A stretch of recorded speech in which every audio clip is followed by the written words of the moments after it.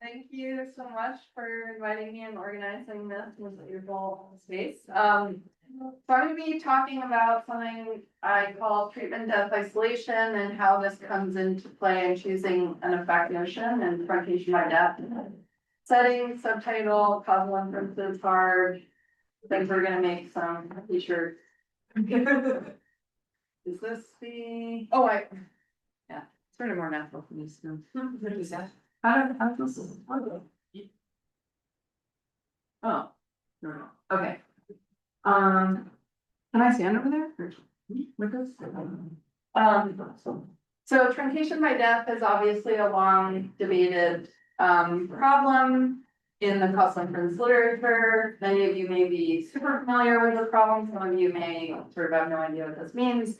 But basically the goal of this talk is going to be to try to characterize this problem in a particular way, which I will explain, and at least based on that characterization, think about a solution, like from that standpoint. So we could sort of argue about this characterization, and maybe that can be a source for our panel.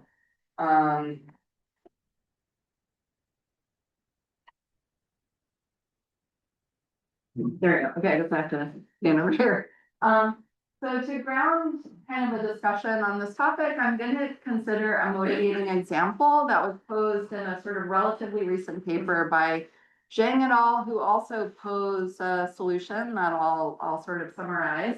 But the example here we can think about as an investigator, I sort of think about this from the standpoint of a collaborating biostatistician. The investigator tells me I'm interested in a quote effect of taking statins on cognitive decline.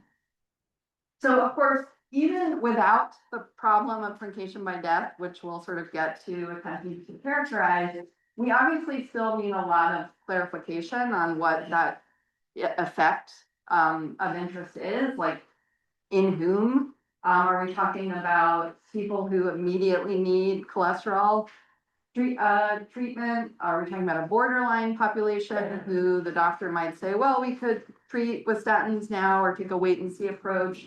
Are we talking about a non-indicated population? In that case, why are we interested in that? When would the interventions start? This would be our baseline or our time zero. When would they end? Are we talking about like starting some intervention, or are we talking about a sustained intervention? And then what does take statins mean? Does it mean initiating statins versus nothing in a treatment naive population? Does it mean stopping statins versus continuing them in a currently treated population? So obviously there's tons of sort of particulars missing here. And then also, what timing of cognitive decline are we talking about relative to the start of whatever intervention we're really thinking about? Are we talking about cognitive decline 10 years later? Are we talking about 6 months later? Obviously, all these things would impact what we mean by this effect. And as we'll see, that it's going to have a really big impact on how we think about the truncation by depth problem.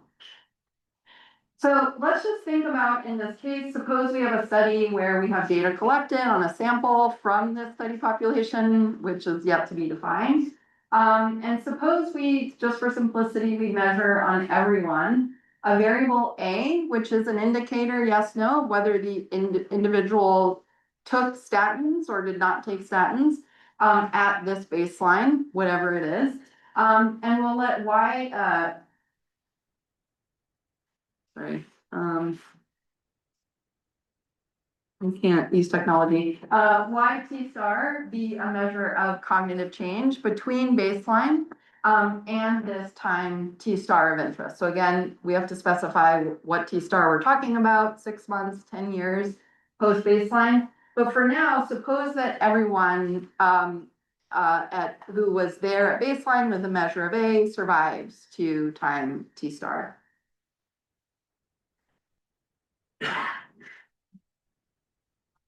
Am I supposed to be pointing this at something?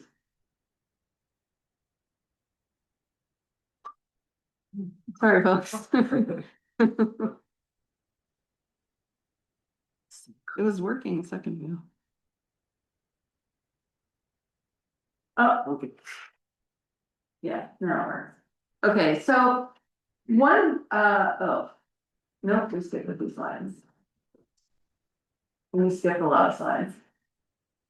Okay, so even with all these sort of missing particulars of what we mean by this effect of taking statins on cognitive change, based on the information we have so far, I'm going to say that in this room, we would not experience a lot of argument, a lot of angst about sort of grounding a thought process about identification and ultimately data analysis in what we usually call the average treatment effect, which would be a marginal difference in population level means of this outcome had everyone taken statins versus had everyone not taken statins. And when I say ATE, I actually think of this more generally than just with respect to a binary point treatment. That's this example, but we could think about this generally for any kind of treatment strategy, strategies we wanted to compare.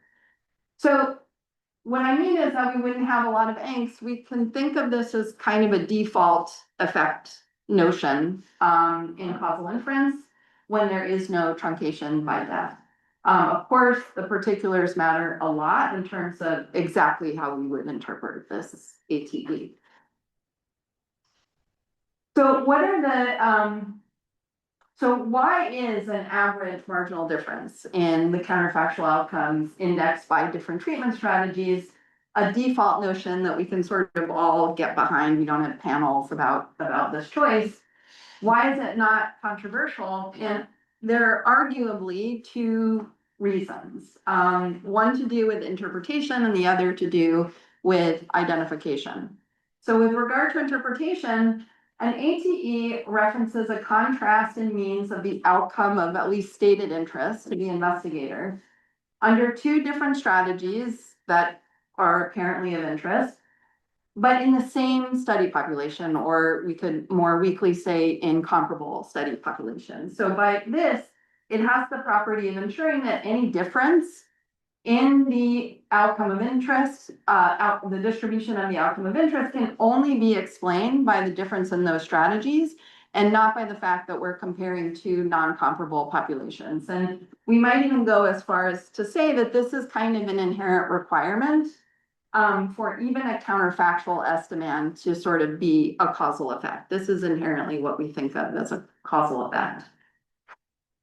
And the second reason has to do with identification. So for any two treatment strategies we're interested in comparing, an ATE is in principle something that we can identify from an ideal trial of those strategies. So we've talked a lot about target trials, and I'm going to reference an ideal trial here. With respect to identification, that's kind of what I mean by ideal. So we could identify this in an ideal trial without the need for additional assumptions beyond what's guaranteed by the design and execution of an ideal trial. And importantly, this is mostly true. There are some subtleties there. Even when the study we have to analyze is not an ideal trial for this ATE, this is where the whole target trial emulation idea kind of comes in. That, in other words, we are comfortable with the ATE even when we don't have an ideal trial for this ATE because of this property that in principle it could be identified by design. So what do I mean by an ideal trial here? Just to be sort of specific, for this particular ATE, this would look like the study we already described. We didn't say how A was assigned. So if we knew that A was determined only by a coin toss in this case, the study would constitute an ideal trial. But if not, it's just some data that we have on A and this variable YT star. So now we get to truncation by death. So truncation by death refers to a setting where people die between baseline and this outcome time T star. So we sort of think now about a study that where this was the case, the same study, but now where deaths can occur, we have the same measured A of taking statins versus not at baseline. But now we have this indicator DT, an indicator of dying by a particular interim time T between baseline and T star. So now YT star, the purported outcome of interest, even if it's perfectly measured among individuals who survive, it has no meaning. It's undefined for an individual who does not survive to T star. So for anyone with DT star equal to 0, the outcome of stated interest to the investigator is not missing, it's just meaningless.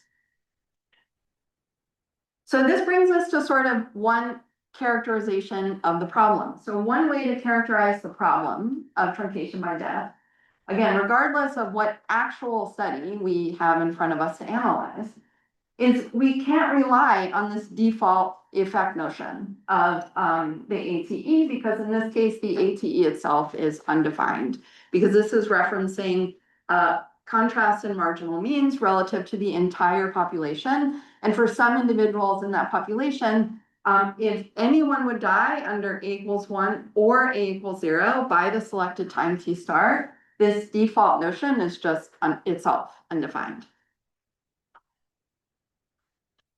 So by this characterization of the problem, one way we could characterize the solution is to find an alternative notion of causal effect to ground our inferences that is defined in the face of truncation by death, but retains those two desired properties that makes us so comfortable with the ATE as a default.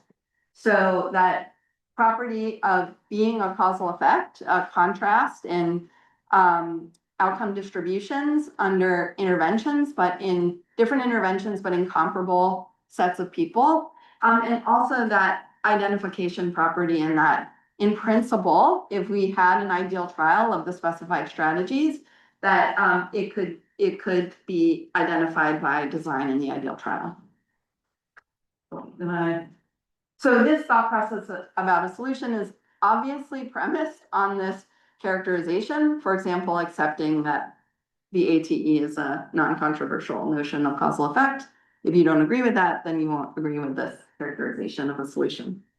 So different estimates have, of course, been posed for grounding causal inferences in settings like this, with truncation by death, with debates for many decades over what is the quote right default. This may not be an exhaustive list. This is what I'm aware of. So the survivor average causal effect, or the SACE, is probably the most prominent estimate that's been posed. There's also the effect under quote elimination of deaths. So basically the ATE, but under another intervention where somehow all deaths would be eliminated. This can be viewed as a case of a control direct effect. And in fact, this is sort of the only estimate that we can clearly justify when we censor by death. So this is actually probably, if we're going after anything, this is the thing that is most common. But I think as of 2026, when we sort of see this, most folks immediately are happy to take this one off the table. So I'm going to take it off the table. Then we have this tau survival incorporated quantile effect, which is what was posed in this recent paper by Zhang et al. And I'll describe what that is.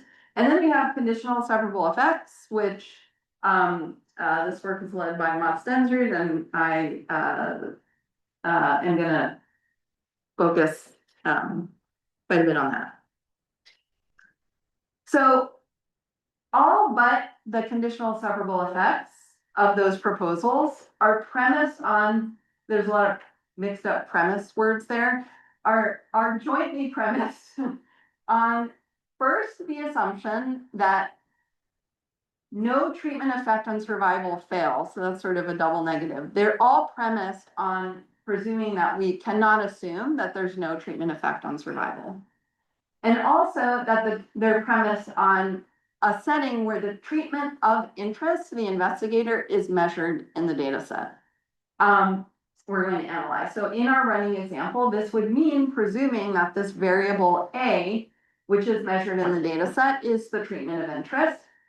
Sometimes that's not the case. And when we're missing so many particulars about what is of interest, you really can't rule that out.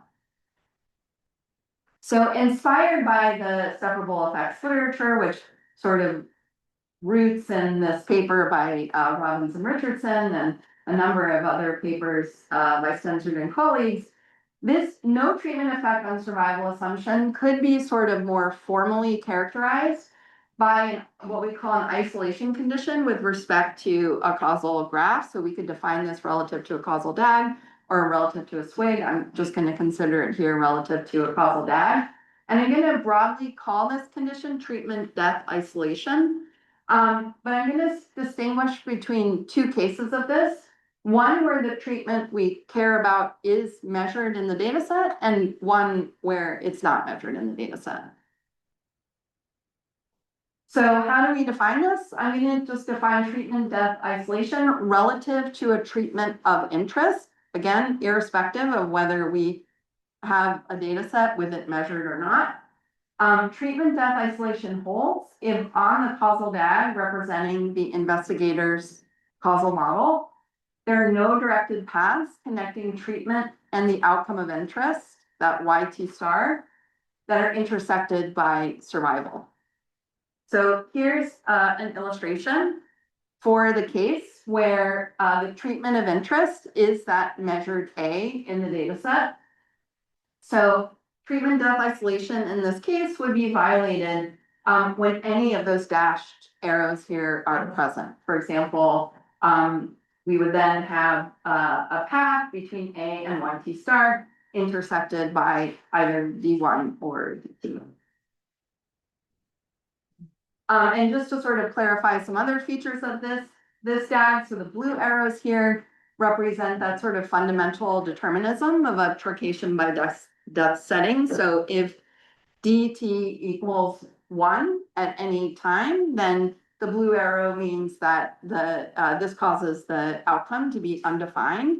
So we need those blue arrows because this is communicating that the joint distribution of these variables is undefined and the marginal distribution of Y is undefined, YT star is undefined. And also we allow here a U, an unmeasured shared cause of the survival process and the outcome. This is just to show that even in the case where we have the ideal trial, there's no reason to believe that there are shared causes of survival and the outcome, of course.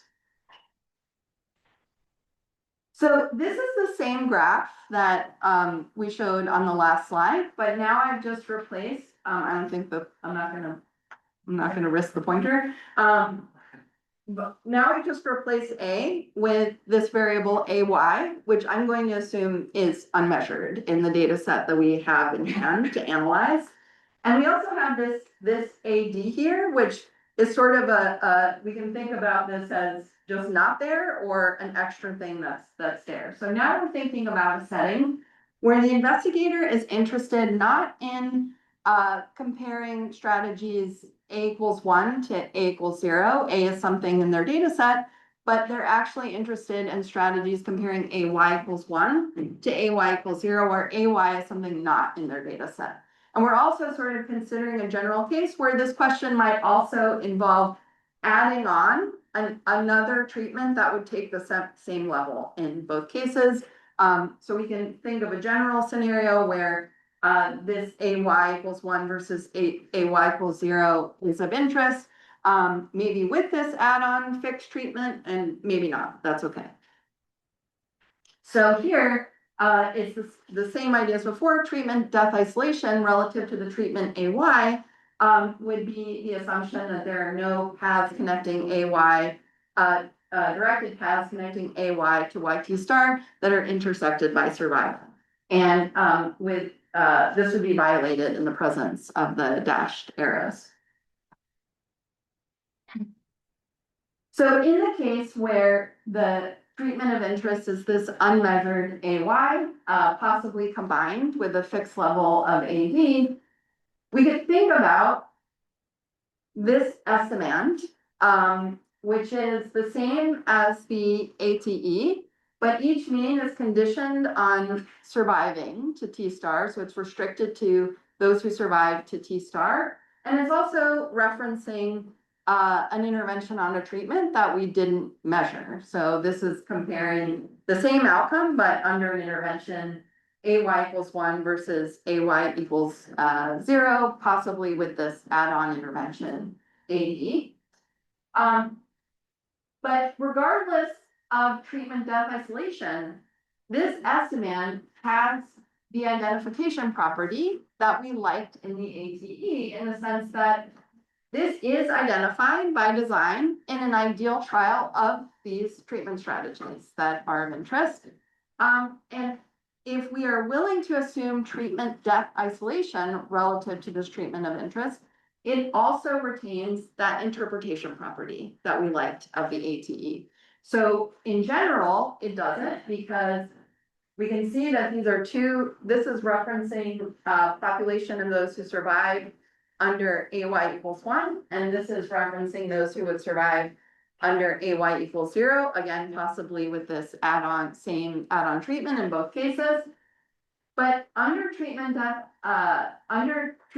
isolation, we could say the concern under failure treatment depth isolation under this graph would be that those folks would be non-comparable with respect to you, but under treatment depth isolation, they would be comparable with respect to that variable. So some of you may be familiar with this idea. We sort of refer to this as a collider bias. So if there was a dash arrow, if there was a dash arrow from AY to DT, conditional on DT, we would create an open path, non-causal path between AY and YT star. But in general, we can just understand that under this assumption, this is comparing outcome means under different treatment interventions, but in comparable populations. And the same logic would hold for this estimand, which is just, again, now referencing an intervention on the measured treatment, A equals 1 versus A equals 0. But again, comparing the outcome means among survivors in each separate scenario. So under treatment depth isolation now with respect to the measured treatment, this estimand also enjoys everything that makes the ATE our default for the same by the same rationale. So this brings us to conditional separable effects. So Censored et al. 2023 called this estimand that I defined, referencing an unmeasured treatment, a conditional separable effect. So what I call here treatment depth isolation for the unmeasured treatment case is actually identical to what we called AY partial isolation from that work.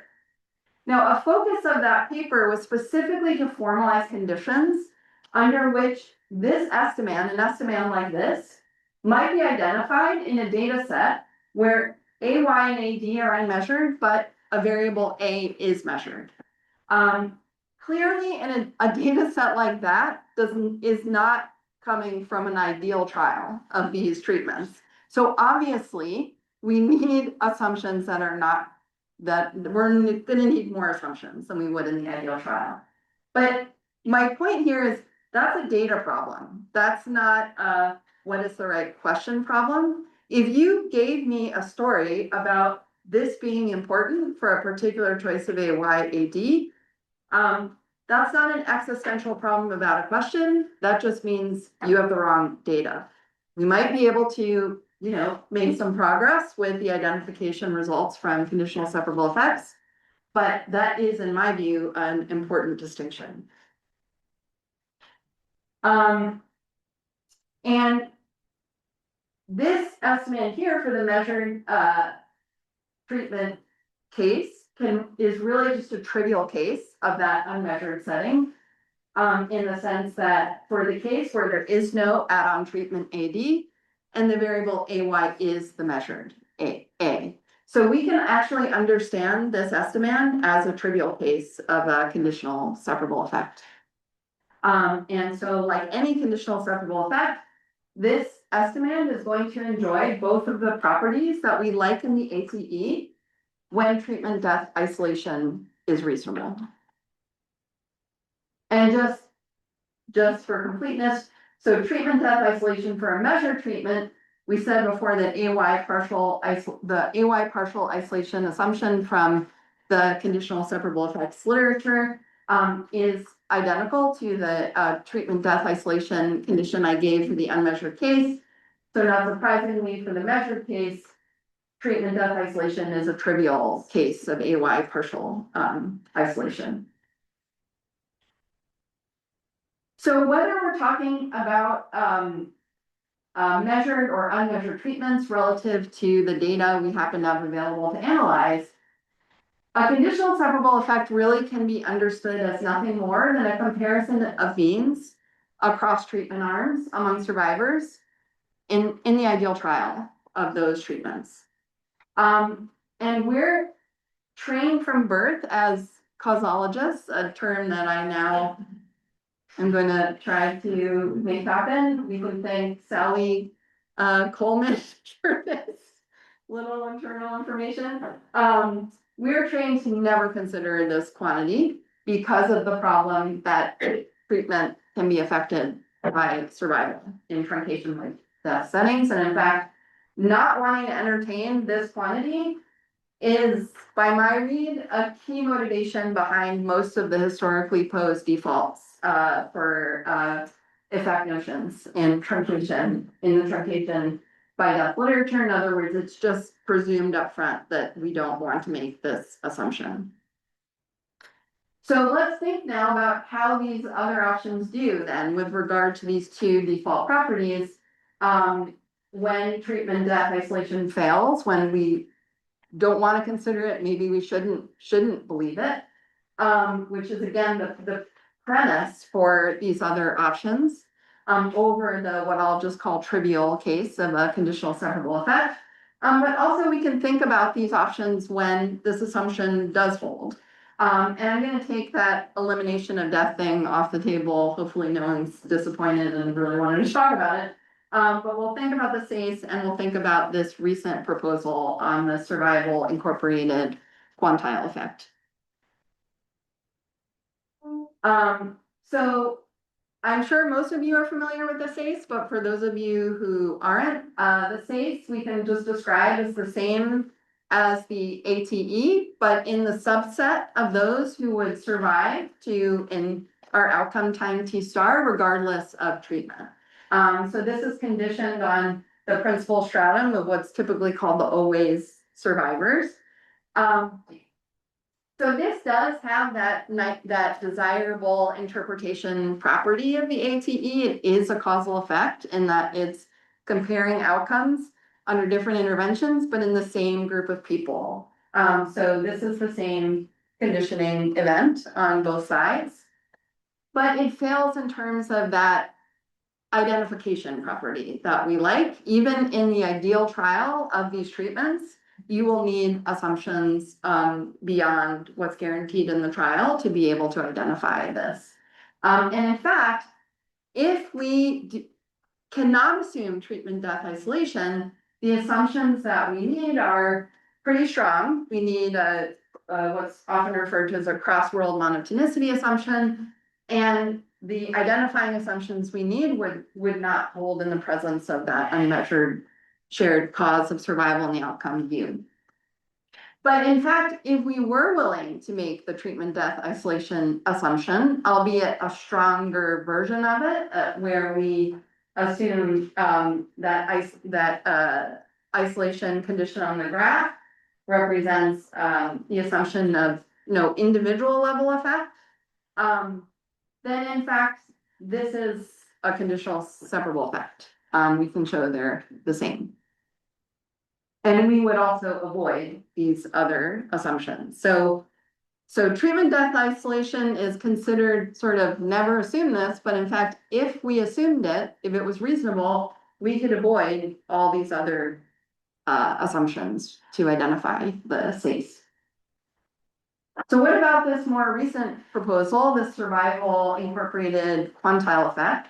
So Shang et al. Proposed grounding inferences in the tau survival incorporated quantile, which they define like this, but just to describe this. So this is the tau quantile, for example, the median, under an intervention set A to A, but not relative to the distribution of the original variable YT star. So this is a marginal with respect to a marginal distribution, which is not defined for the original variable. So they basically define a new variable Y tilde T star that is defined for everyone, including individuals who die. For individuals who die, it's assigned an extreme value, and they refer to this as a composite ranked outcome. And they also ensure that tau is selected in such a way that this quantile can never take that extreme value. So for example, if you chose tau to be the median, you would only do that if at least there were more than 50% of people survive. They sort of give a condition for considering tau. So this quantity indeed has the identification property of the ATE. This is guaranteed identified in an ideal trial of A=1 versus A=0 strategy. And it does have that interpretation of a causal effect in that it is comparing, not means, but counterfactual quantiles in the same group of people. It's a marginal contrast.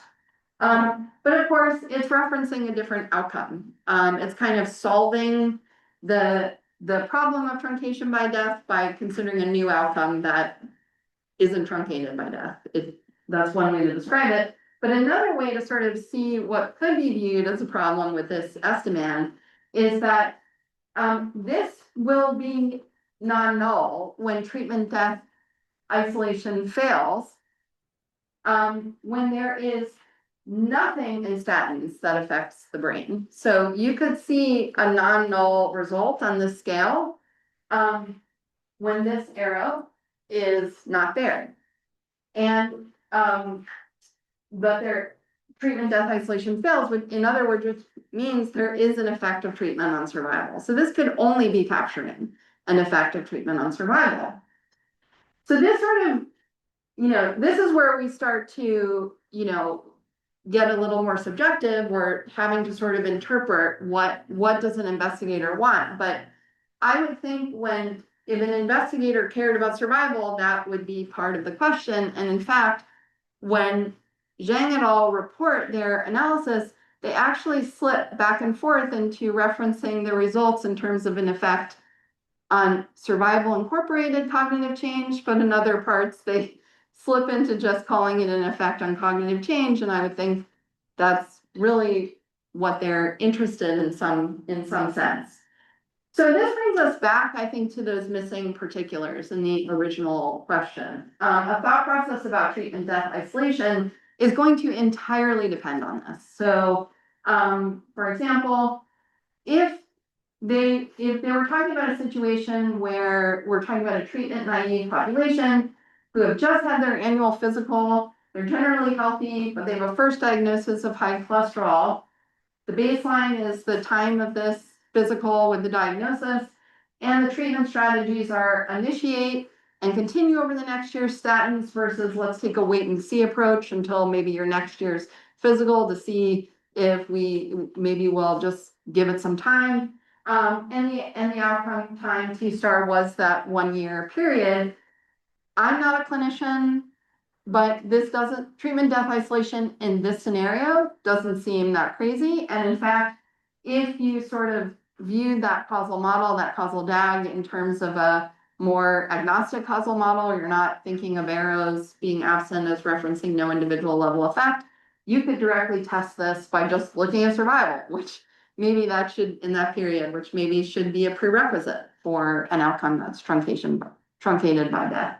On the other hand, if this was if this was a population that really needed treatment for cholesterol and the comparison is to nothing, and we're talking about 9 years post baseline cognitive change, then yeah, treatment death isolation is not probably a reasonable assumption.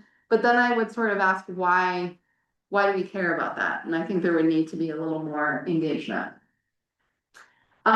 So again, from my perspective, even if we were to sort of accept my whole thought process about this estimand, maybe some of you don't. Our study, of course, is not going to be the ideal trial for everyone. So you know, our population may not correspond to the population in the story that the investigator tells, maybe about what's really motivating them, if we could get that separate from the data. Maybe our measured treatment doesn't correspond to the treatment in our story. We're in that unmeasured treatment case. Maybe we only measured cognitive change 9 years later. We don't, you know, so we can't actually look at 1 year later, but that's kind of a more reasonable sort of clinical story. And we have a paper out that's very focused on this outcome timing choice related to truncation by death. But again, I view these as data problems, not question problems, and I think our solutions need to be tailored accordingly. So for example, if you have repeated outcomes, in my experience, unless you really start digging this out from the investigator, they're just gonna say they care about all the times that they have data for. But when you really sort of think about this, you actually could do something by maybe just narrowing, something as simple as just narrowing the window that you're focused on effect estimation in. And again, that paper I cited, we have also some ideas for time smoothing that could maybe improve precision, because that's also a big reason why people want to use all the available times. But from a causal reasoning perspective, it may not make sense. If you didn't measure the treatments in your story, maybe if you could view those treatments as modifications of that variable you measured, that is the foundation for the conditional separable effects identification theory. So maybe you could make progress on identification that way. And then if you have a broad study population, this is a very simple one. Maybe you narrow it to people where this comparison makes a lot more sense, which ties into positivity as well. And that's not really relevant. Thank you.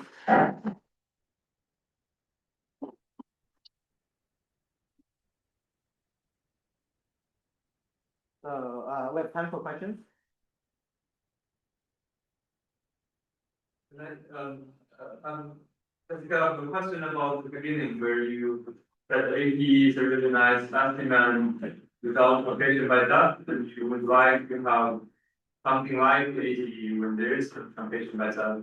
I'm just curious if that's actually even possible, because it seems that truncation death is quite a challenging problem, so you have to perhaps give up something about the algorithm. Well, you do, in the sense that with the ATE, you don't need, all you need for identification are the assumptions that hold by design and the ideal trial. So here you do have the sort of price of treatment death isolation.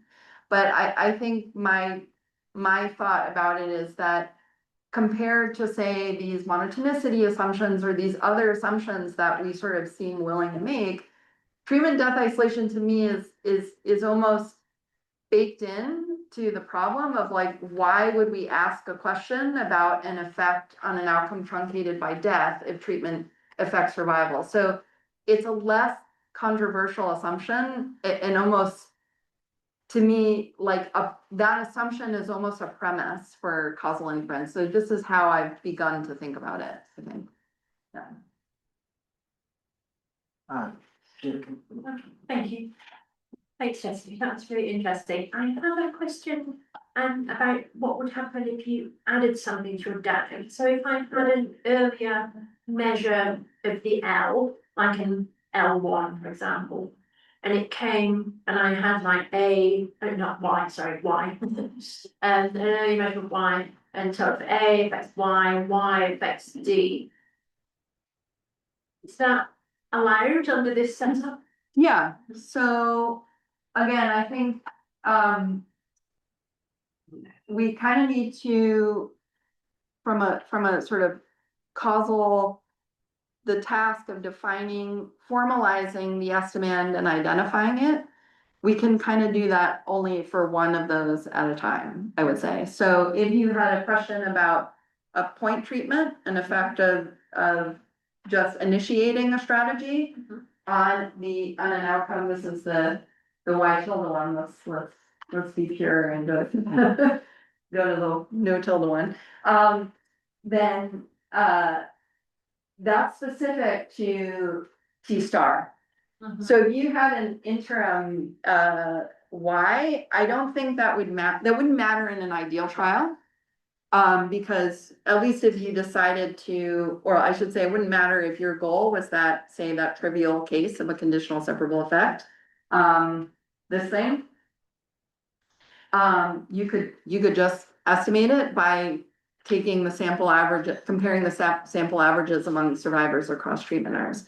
But if you had, an observational study and you had if you had a time varying strategy, then that interim Y maybe it's a time varying confounder you'd have to worry about. So it kind of depends on, what the nature of your question is, what the identification is. But if this is your question and you're focused on YT star, a way that it could come into play, we talk about this in that McGrath et al. Paper, is you could think about statistics that smooth in time. So, you could think about this in a few different ways. So maybe you believe this assumption for all times T up to T star, and you may want to borrow, you can think about time smooth estimators of this quantity.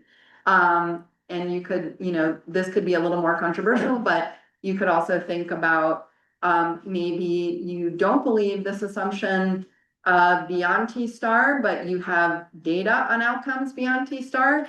And maybe you would be willing to make what I call some statistical assumptions to borrow on just an observed data functional. So we're doing some work with this the McGrath paper does this with simple IPW estimators, but we have a paper with Yvonne Diaz now that does this with DML methods.